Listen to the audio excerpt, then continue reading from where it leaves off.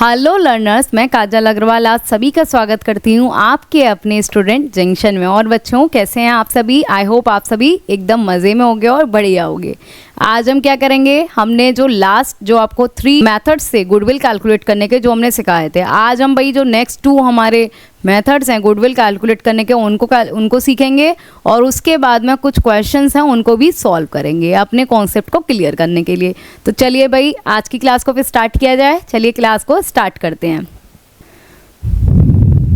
3 methods हमने सीख लिए, अब बाकी बचे भाई 2, जो क्या है, capitalisation of average profit method. ठीक,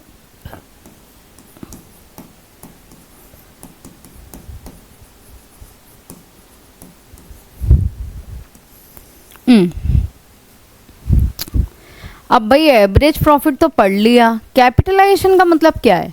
तो पहले मैं आपको ये बता दूं कि इसका फॉर्मूला क्या होता है। ठीक, फिर हम आगे 1 बाय 1 ये देख लेंगे कि आखिर उस फॉर्मूले से गुडविल को कैलकुलेट करने के लिए क्या क्या चीज़ों की हमें रिक्वायरमेंट है। इसीलिए हम पहले फॉर्मूला देखते हैं। ठीक है, capitalised value minus capital employed. ये तो भाई जाना पहचाना है, ये तो बताया था लास्ट क्लास में। अब कैपिटलाइज्ड वैल्यू का मतलब क्या है? भाई कैपिटलाइज्ड वैल्यू क्या होती है?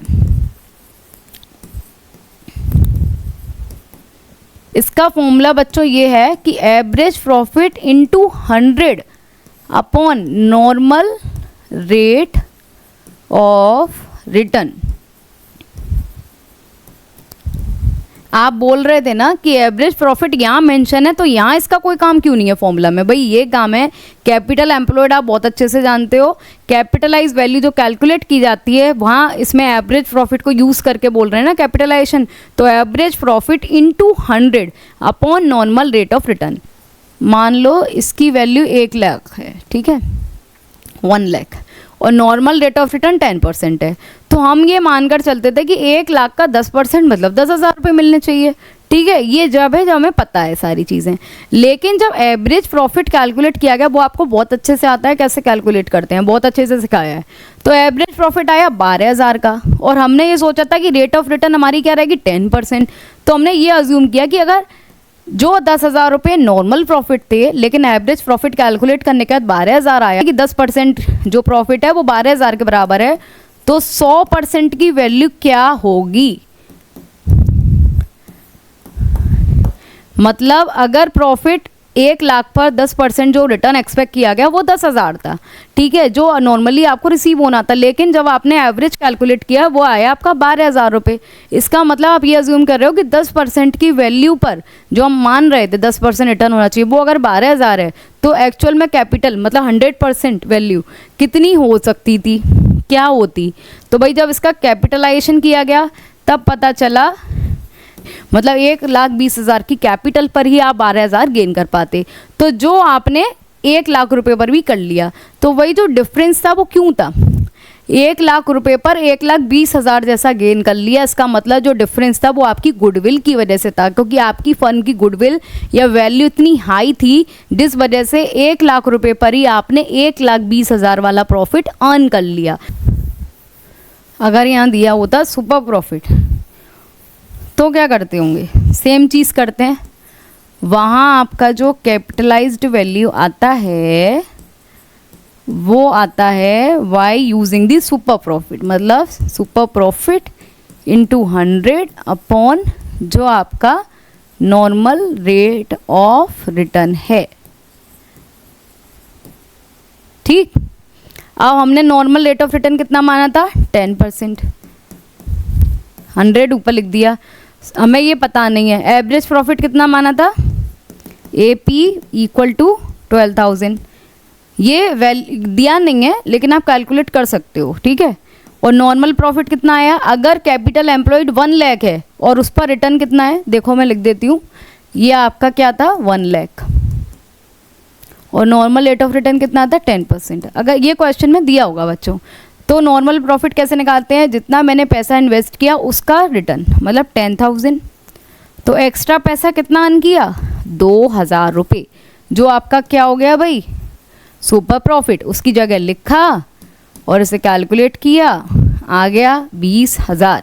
अब ये सारी चीज़ें तो भाई सीख ली, दोनों मेथड समझ में आ गए होंगे आई होप। लेकिन अब हम क्या सीखेंगे भाई, इन कॉन्सेप्ट का प्रैक्टिकल इम्प्लीकेशन, कि इनको कैसे आकर प्रैक्टिकली कैसे करेंगे। तो भाई उसके लिए ज़रूरी है कुछ क्वेश्चन सॉल्व किए जाएं पहले।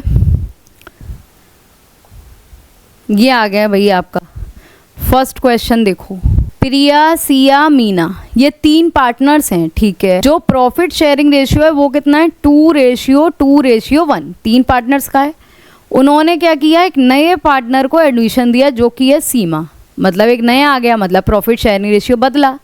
अब उसको बोला गया कि भाई सीमा, तुम्हारा जो शेयर होगा वो क्या होगा, 1/5, और बाकी कितना बचा, 4/5, वो होगा बाकी सभी पार्टनर्स का।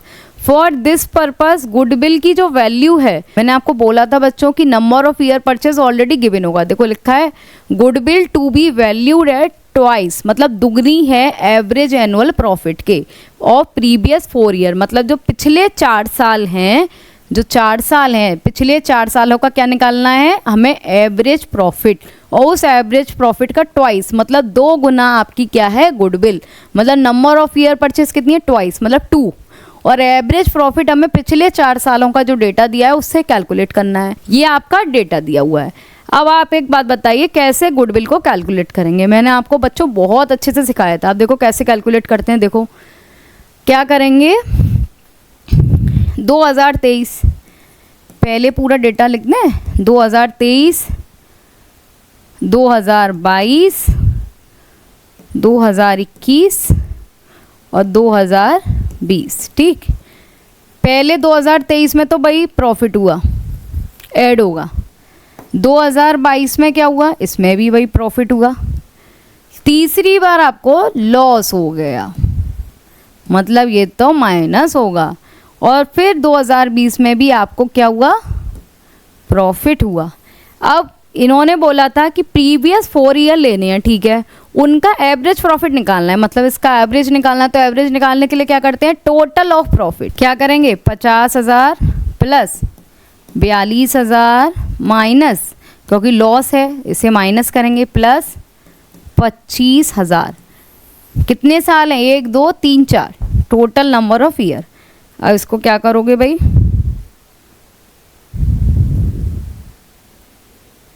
आपका आ गया भाई 85,000 डिवाइड बाई 4, और इसको डिवाइड किया तो एवरेज प्रॉफिट जो आया वो आया 21,250।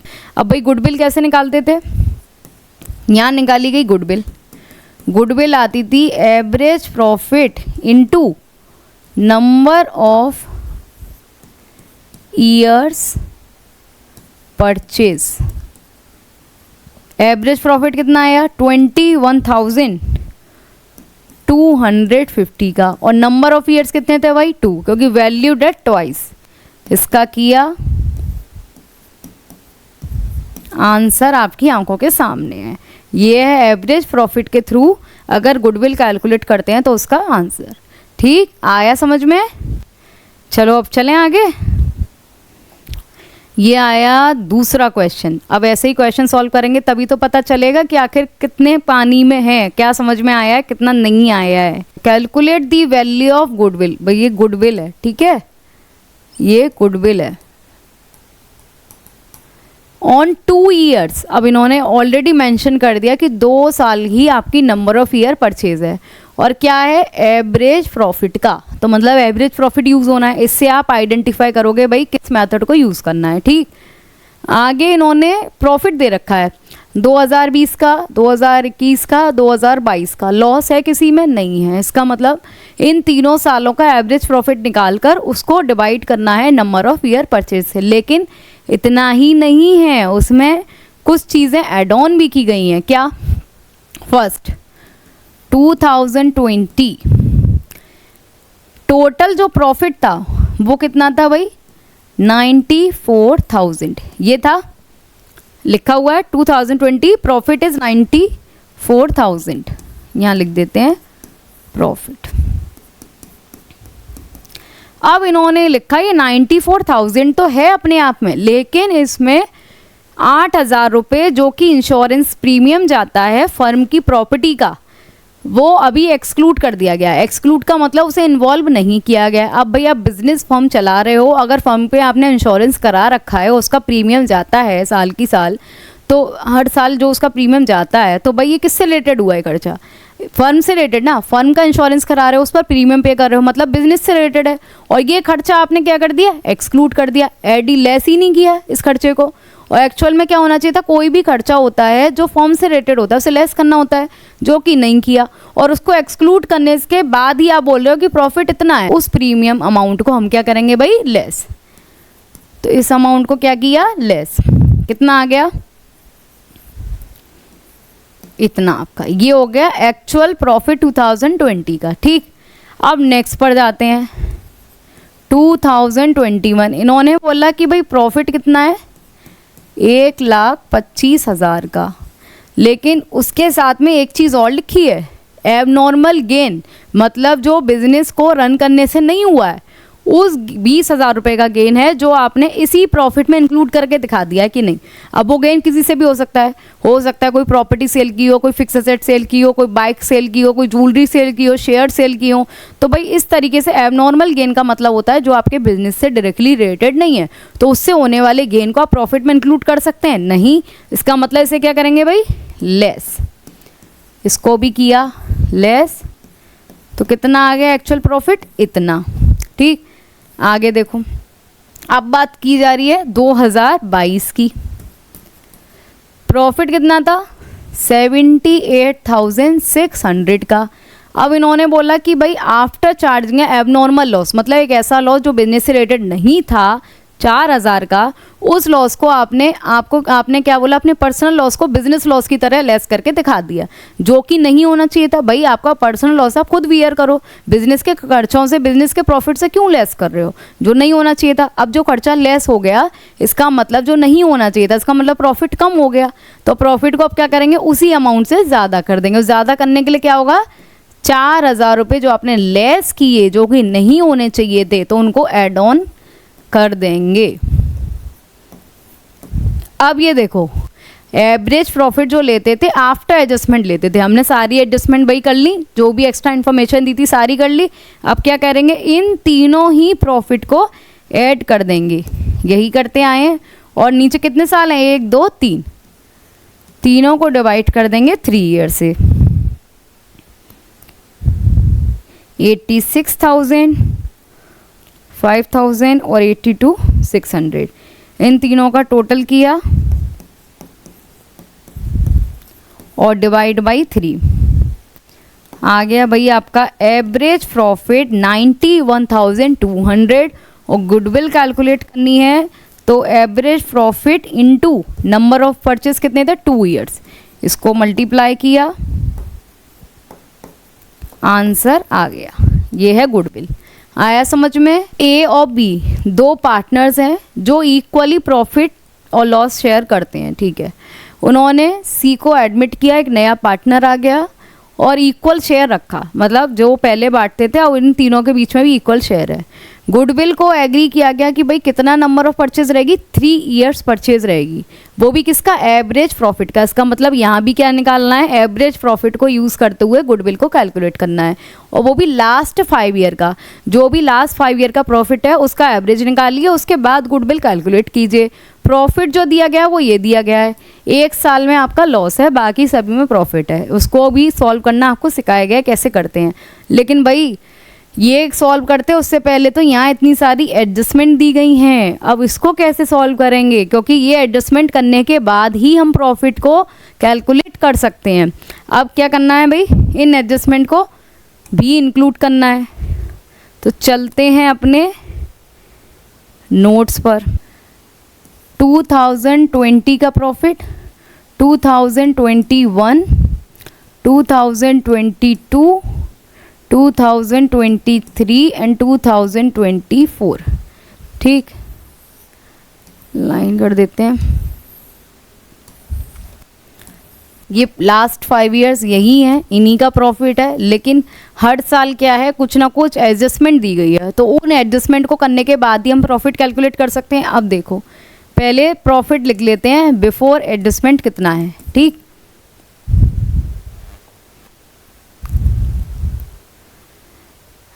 बीस 50, 1,20,000 50, 50,000 2020 में मिला, 1,20,000 आपका 2021 का है, और 2022 में आपको भाई लॉस हुआ 50,000 का, 1,28,000 का प्रॉफिट रहा, और 47,000 का प्रॉफिट रहा 2024 में। यहाँ तक समझ में आया?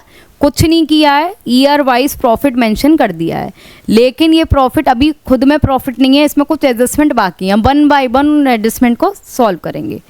देखो, पहली एडजस्टमेंट क्या है, firm has a profit on sale of building abnormal gain, मतलब फर्म ने प्रॉफिट कमाया है बिल्डिंग को सेल करके, और बिल्डिंग को सेल कर रहे हो तो भाई ये प्रॉफिट हमारा खुद का प्रॉफिट तो है नहीं, और लिख भी दिया एबनॉर्मल गेन है 7,000 का, जो कि 2020 के जो प्रॉफिट है उसमें इंक्लूडेड है। मतलब जो 50,000 रुपये का आपका 2020 का प्रॉफिट दिया है, उसमें आपने बिल्डिंग को सेल करने से होने वाले प्रॉफिट को ऐड कर दिया है। अब भाई बिल्डिंग को सेल करने वाले से होने वाला प्रॉफिट आपके बिजनेस से रिलेटेड नहीं है और आप ऐड कर चुके हैं, तो ये 7,000 रुपये क्या होंगे भाई, हमारे प्रॉफिट का हिस्सा नहीं है। तो इसको क्या कर देते हैं भाई, लेस कर देते हैं, क्योंकि ये हमारे बिजनेस का पार्ट नहीं है, और जो बिजनेस का पार्ट नहीं है उसको हम क्या करेंगे, लेस। तो ये किसके थे, गेन किया था ऑन बिल्डिंग। ठीक, लेस कर दिया, इसका अमाउंट कितना आ गया, 43,000। अब चलते हैं सेकेंड ईयर पर।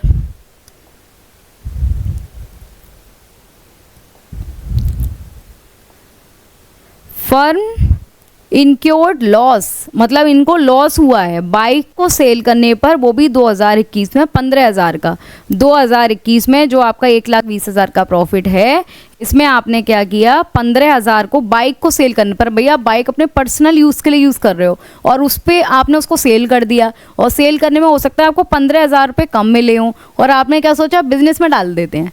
तो क्या ये बिजनेस का पार्ट है, बिल्कुल भी नहीं है। तो आपने 15,000 रुपये का प्रॉफिट बिजनेस में डाल दिया और कम कर दिया 15,000 रुपये से प्रॉफिट को। तो भाई अब क्या करना है, उस प्रॉफिट को 15,000 रुपये से बढ़ाना है, क्योंकि वो उसका पार्ट नहीं था। 2021 का प्रॉफिट है बच्चों, याद रखिएगा। 15,000 रुपये की जो बाइक सेल कर दी थी ना, उसका लॉस लिख दिया था, उसको क्या किया, ऐड कर दिया, तो 1,35,000। ठीक, अब चलते हैं अपनी नेक्स्ट। एक एक करके सॉल्व करो, ऐसे एग्जाम में करिएगा। पहले ये लिख लो, फिर ये देख लो किस साल की प्रॉफिट से एडेड कौन सी एडजस्टमेंट है, फिर सॉल्व करते जाओ आगे। और थर्ड दिए, repair to car amounting to 40,000।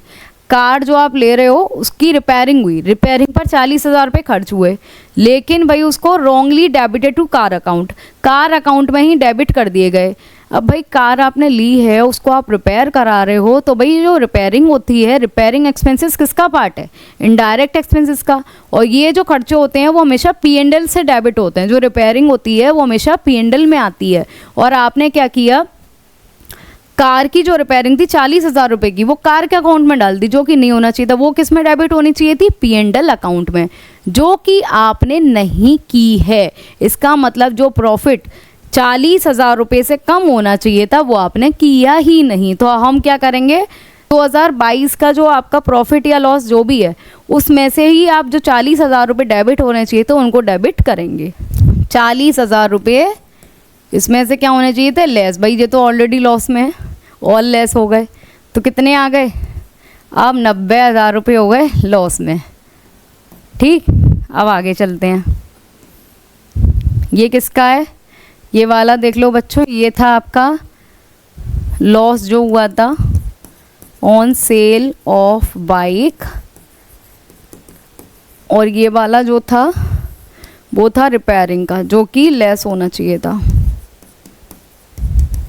ठीक, अब आगे देखते हैं कि और भी कुछ एडजस्टमेंट है क्या। अब भाई एक ये एडजस्टमेंट है कि डेप्रिसिएशन जो चार्ज होता है व्हीकल पर वो 10% था, स्ट्रेट लाइन मेथड को यूज़ करके किया गया। अब इसमें डेप्रिसिएशन है उसको घटा दिया गया। अब आपको एक चीज़ बताई गई थी कि डेप्रिसिएशन बच्चों नॉन ऑपरेटिंग एक्सपेंसेस होता है, ये डायरेक्टली रिलेटेड नहीं है।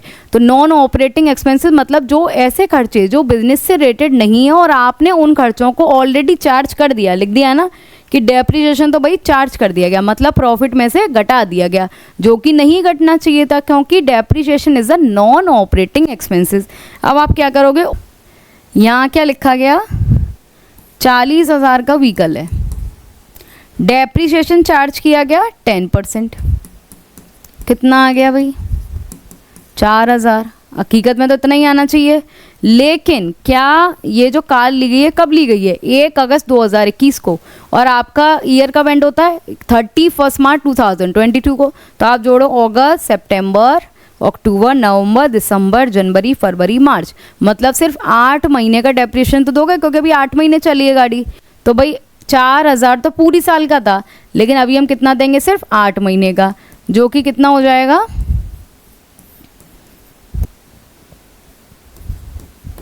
इतना।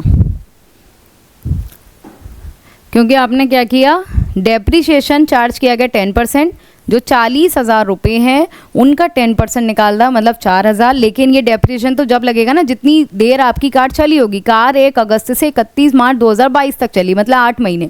तो 8 महीने का इस साल का निकल गया 2667, 266 ऐड होगा, सॉरी डेप्रिसिएशन है ना, और डेप्रिसिएशन एक नॉन ऑपरेटिंग एक्सपेंसेस होता है जो कि लेस नहीं होना चाहिए था, आपने कर दिया, तो इसको ऐड ऑन करते हैं।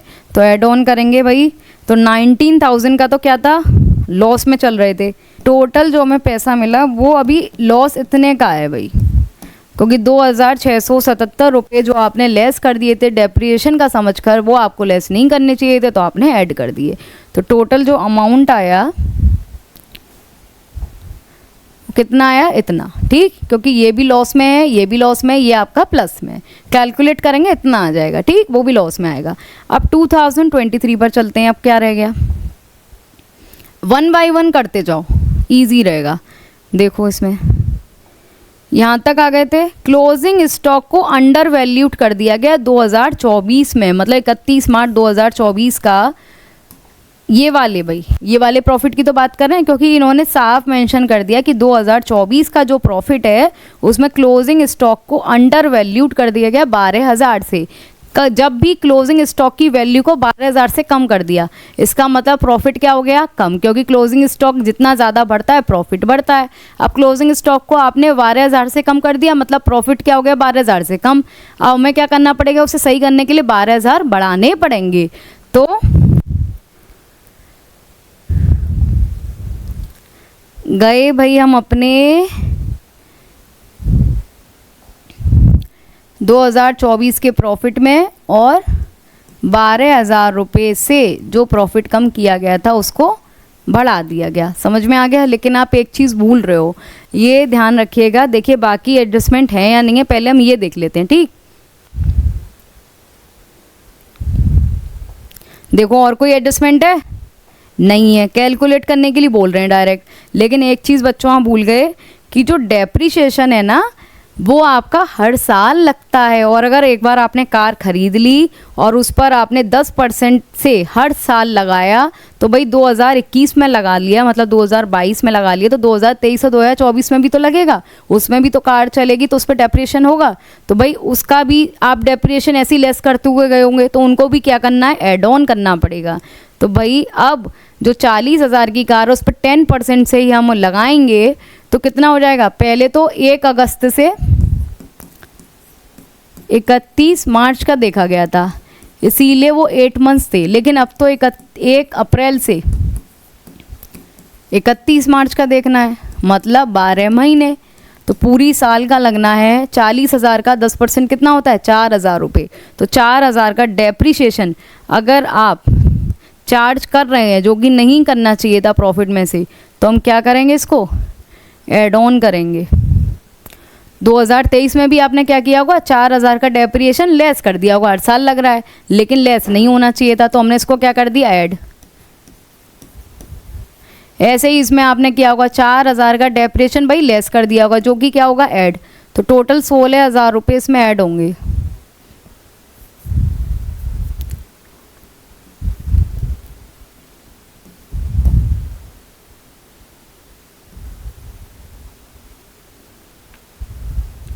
ये आ गया भाई, ये निकल कर आए आपके आफ्टर एडजस्टमेंट के बाद एवरेज प्रॉफिट। अब क्या करेंगे, ये आ गया प्रॉफिट, अब एवरेज प्रॉफिट निकालना है। तो निकालने के लिए 43,000 प्लस 1,35,000, तीसरा साल क्या है, लॉस, प्लस 1,32,000 प्लस 63,000, कितने साल हो गए, 1 2 3 4 5, डिवाइड बाई 5, ऐसे निकलेगा एवरेज प्रॉफिट। अब इसको कैलकुलेट कर लेते हैं, 285,667 डिवाइड बाई 5, आपका जो बच्चों प्रॉफिट आ रहा है वो इतना आ रहा है, एवरेज प्रॉफिट। और नंबर ऑफ ईयर परचेस कितना था, देख लेते हैं, गुडविल निकालनी है ना, तो एवरेज प्रॉफिट का मल्टीप्लाई करना पड़ेगा। नंबर ऑफ ईयर परचेज है, देखो 3 ईयर, 3 ईयर, तो मतलब 3 का मल्टीप्लाई होगा गुडविल निकालने के लिए। गए इधर,